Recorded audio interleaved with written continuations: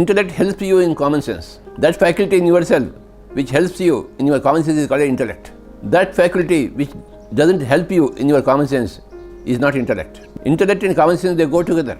For me, intellect is common sense. I am a different person from others. For me, intellect is different. The word means different. If you don't have common sense, supposing given a mic to speak, given 2 minutes, if you don't leave the mic for 5 minutes, then you don't have intellect, you don't have common sense. For me, common sense and intellect are synonymous.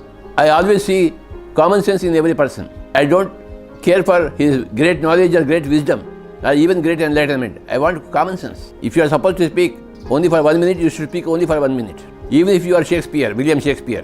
I know you are William Shakespeare, you can speak for hours and hours, but given the time, only 1 minute, because of circumstances. Even if you are William Shakespeare, or even if you are Narendra Modi, Prime Minister of India, given the time, 1 minute, you must finish off your speech in 1 minute. That is called a common sense. At another time, you may be given 3 hours to speak. Then you should be able to speak 3 hours. Then you are a great pandit. But here you are given only 1 minute. You should start and finish off your speech in 1 minute. Those people who can do it have got common sense. Those people who cannot do it do not have common sense. They may be big pandits. They may have got vast knowledge. They may be otherwise William Shakespeare's. So what? For me, they don't have common sense. I respect common sense the most in every person.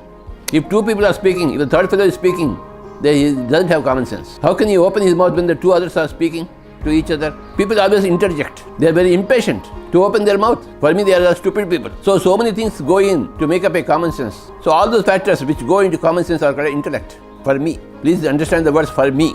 I am different from others, and Shalini is different from others. Everybody is different from others. So everybody has got their own meaning to the English words or any other word. For me, common sense is the highest thing for you to live happily in the society. If you are alone in Himalayas, not mixing with anybody else, no common sense is required. But if you are mixing in society, common sense is absolutely required. That is the most important factor in society, required by everybody who is a part of the society. We are social beings. If you are a social being, then you will require tons and tons of common sense. In Pyramid Spiritual Society movement, we have got tons and tons of common sense. I have gone to many other organizations before I came to PSSM. I could find a lot of information. I could find a lot of knowledge. I could find a lot of wise people, a lot of enlightenment too, but there was no common sense. That particular factor was lacking, which repelled me. Although there is good amount of information, knowledge, wisdom, enlightenment, everything is there, still it repelled me. I'll give you an example. I went to Theosophical Society, Adayar, Chennai. I stayed there for 1 week, but nobody is doing meditation. And everybody was decrying Osho.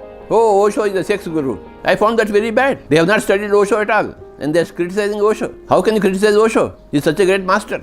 And if these Theosophical Society people, they can't understand Osho, what kind of enlightenment they have? Similarly, I went to Pune, Osho Ashram. When I was talking about third eye masters like Ledbetter, Blavatsky, they were saying, no third eye. In Osho, when I went to Pune, they were decrying third eye. For them, there is no third eye. They are big Osho people, enlightened people, wisdom, everything is there, but there is no common sense. So I was repelled equally from Theosophical Society as well as from Osho movement. I had to start my own movement. I learned everything from Lobsang Rampa. But again, in the final chapter of You Forever, I found that he is advocating non-vegetarian. Where is the common sense? Just because you are a being from Tibet, how can you advocate non-vegetarian food? So in translating You Forever book, I removed the last chapter, final chapter from that book and printed the rest of the book, which is very useful. Common sense helps you to separate from good and bad in everything very easily. So I have that tons and tons of common sense. So I couldn't join any other organization. I had to create my own organization where everybody has got common sense. So all people who have got tons and tons of common sense are attracted to this PSSM.